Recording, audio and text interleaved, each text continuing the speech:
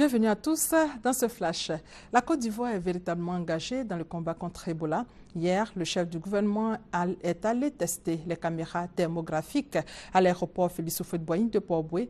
Ces caméras devraient permettre de renforcer le contrôle et la prévention en matière de lutte contre Ebola. C'est un don du Japon.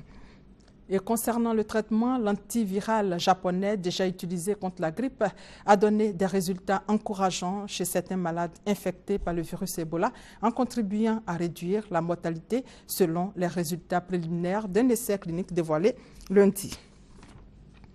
La Coupe d'Afrique chez les partis politiques, la Fédération ivoirienne de football fait le tour avec ce trophée. Après le corps diplomatique, Dame Coupe a été présentée aux différents partis politiques de l'opposition au cours d'une cérémonie organisée au siège du Parti ivoirien des travailleurs. Regardez.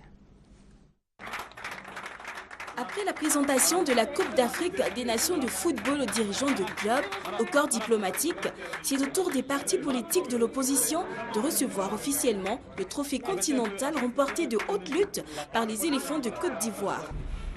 Les partis politiques de l'opposition saluent de façon unanime ce geste de haute portée qui concourt à la réconciliation et à la cohésion nationale. Nous avons été très sensibles à ce geste, mais je crois qu'au-delà du geste, il y avait un sens qui a été donné et que la FIF a voulu nous faire partager, à savoir que nous puissions nous appuyer sur ce facteur de rassemblement qu'a été le trophée de la Côte d'Ivoire. C'est la première fois dans l'histoire de la Côte d'Ivoire qu'un acte de ce type-là s'est posé, où un trophée a été gagné et qu'on les fait partager par tout le monde. Et nous avons apprécié cette démarche. Lorsqu'il s'agit de l'intérêt supérieur de la nation, les barrières s'estompent, surtout lorsqu'il s'agit du sport. Le sport ne s'accommode pas de la politique. Et on l'a vu pendant cette coupe-là. C'est tous les Ivoiriens, toutes tendances politiques, ethniques, culturelles confondues, qui ont souhaité que la Côte d'Ivoire ait cette coupe-là. Augustin Sidi Diallo, président de la Fédération ivoirienne de football, a indiqué que tous les partis politiques de Côte d'Ivoire seront associés à cette tournée qui devra sillonner les 14 districts de Côte d'Ivoire. Le patron de la Maison de Verre a également rappelé que c'est l'Union des Ivoiriens qui a permis à la Côte d'Ivoire de remporter ce deuxième sacre. Cette année, en 2015, c'est cette union qui nous a permis de ramener ce deuxième trophée à notre pays. Cette cérémonie de présentation de trophées a pris fin par une prière. Et en image, l'ex-première dame de Côte d'Ivoire, Simone Gbagbo, était pour la première fois à la barre hier devant la cour d'assises d'Abidjan. Elle a déclaré ne pas savoir exactement quels sont les actes matériels qu'on lui reproche.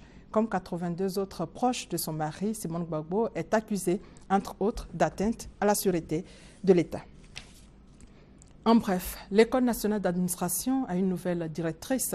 Elle se nomme Traoré Salamata. Elle remplace Evelyne Yapo, absente hier à la cérémonie de passation des charges. Le Conseil économique et social a tenu ce lundi 23 février une réunion extraordinaire dans la salle des plénières à son siège au Plateau.